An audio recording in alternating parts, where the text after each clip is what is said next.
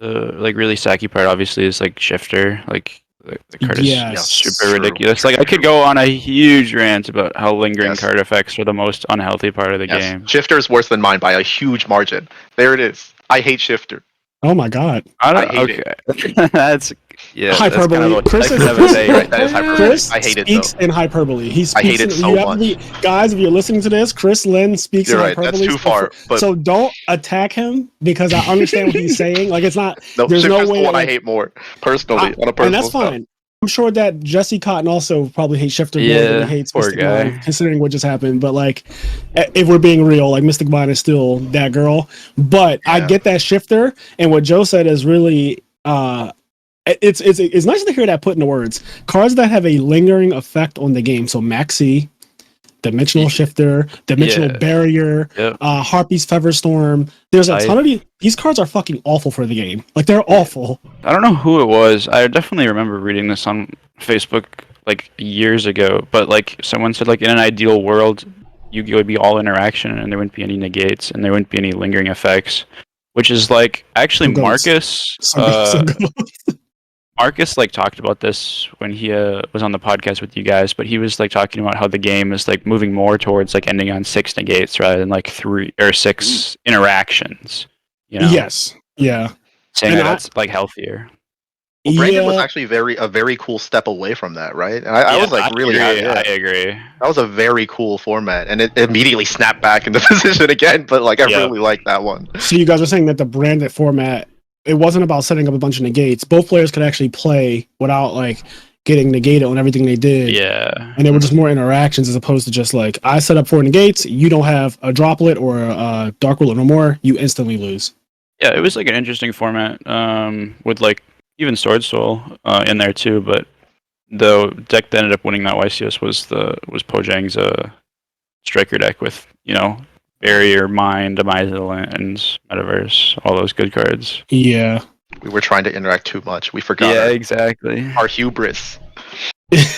So I think that's the problem because we could kind of wrap up this entire segment by saying every time you guys get to what could be a good format, I think you're going to get scraped by a guy who shows up with a mind deck and just says that's fuck all fair that enough. noise, right? Because you guys are saying you Yeah. had a chance at a really good format, and then Yes, some I guy can't argue came with in and was like, "Here's a Mystic Mind deck for you," and you guys are interacting and playing this fair Yu-Gi-Oh, and I'm just trying to cut all that off. Like I'm just going to win this YCS by cutting off every chance you ever had of interacting and playing.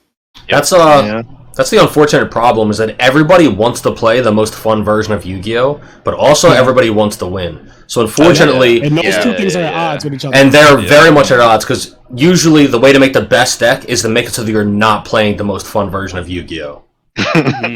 Yeah, that is true. Like, I can say, I don't think any of my opponents, when I won a YCS, had a pleasant time losing their entire hand turn 1 to Royal Tribute, right? Like, it was not, like, so on one hand, while you said everyone wants to play the most fun version of Yu-Gi-Oh, that is true, but I also want to win. Yeah. And in order for me to win, me playing a spell card on turn 1 with 0 interaction that drops your entire hand, and like then I just make you sign a slip and tell you good game when I know damn well it wasn't a good game. I'm not that asshole, by the way. I don't do that. Like, if literally both games was me going Royal Tribute and you not getting to play and me just literally flipping a spy next turn, hitting you for like 3,700 or more, and winning the game, I'm not gonna like say good game, but the point is, You apologize. I'm curious. Oh god, I hate when people apologize. Hold on, I'm People trying to should not apologize. It's just part of the game. Yeah, I don't think I'm an apologist. I'm thinking about it though. Give me a second, because I'm an asshole, and I think a lot of people who know me know that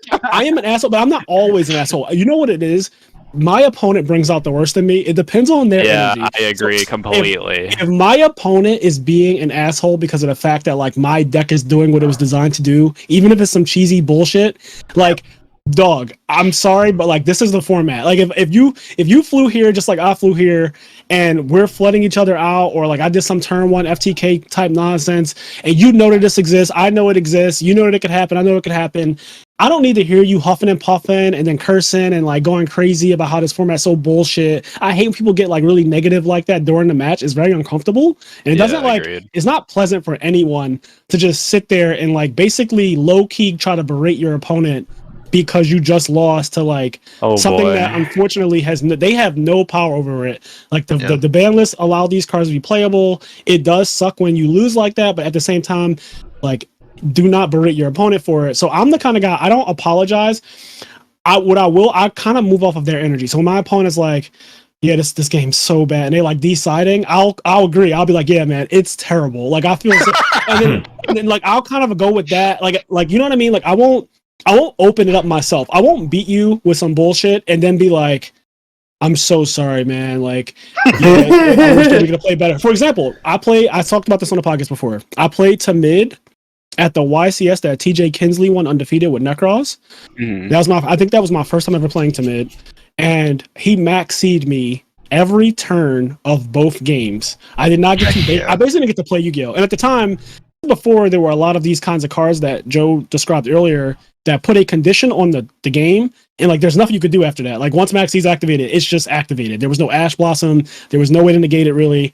And so you just had to hold that. And I got max-C'd every turn of the game, and I got 2-0'd, I'm pretty sure, and I lost. And I was just quiet. I was obviously annoyed. I was definitely annoyed because I don't like losing like that. And I was like, man, this is a really good player. We're finally getting to play. I hope this is good because the Necros mirror match has the propensity to be good. Like it can be good. I'm not going to say it always was, but it had the propensity to actually be an interactive and decent mirror match, except if one person draws max-C, and that's exactly what happened, and it was so unfortunate.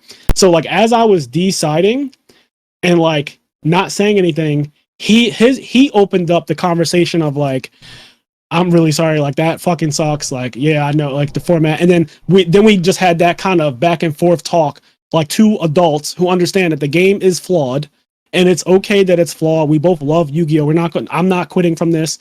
You're not quitting from this. I think he did quit after that, but like no one realistically is quitting like after it happens. It's like, yeah, this just fucking sucks. And I kind of just go off their energy.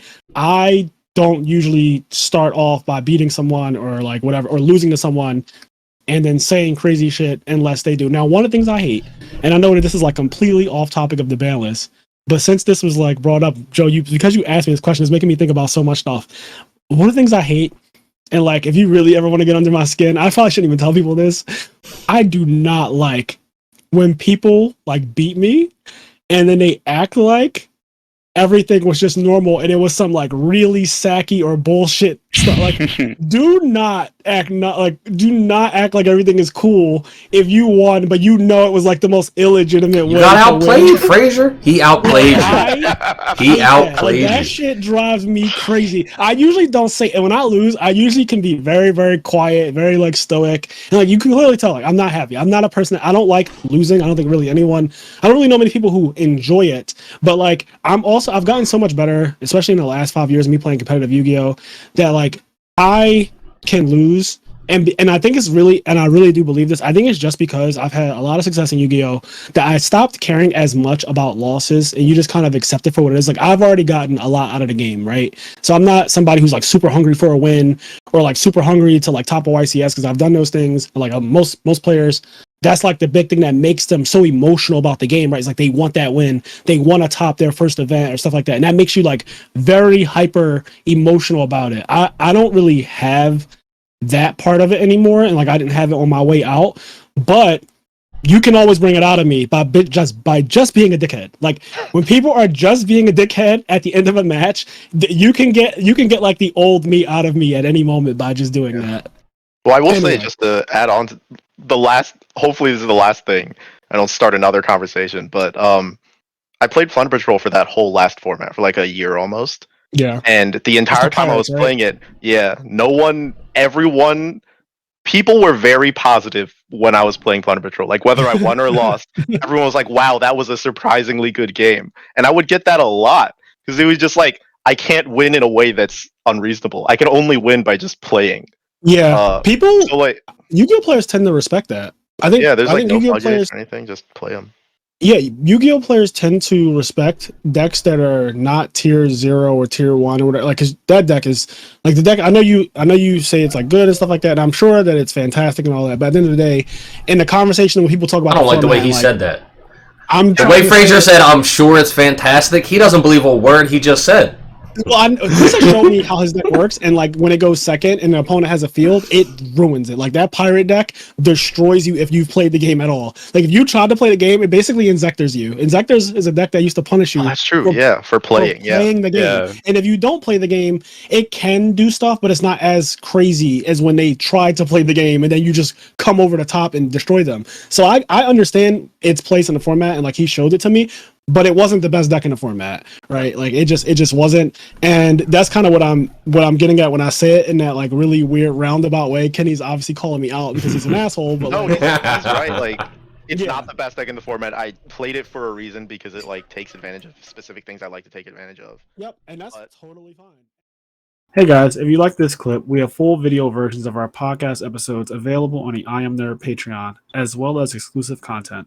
If you'd like to listen to our full podcast episodes or find us on any other social media platforms, you can do so by clicking the link tree below.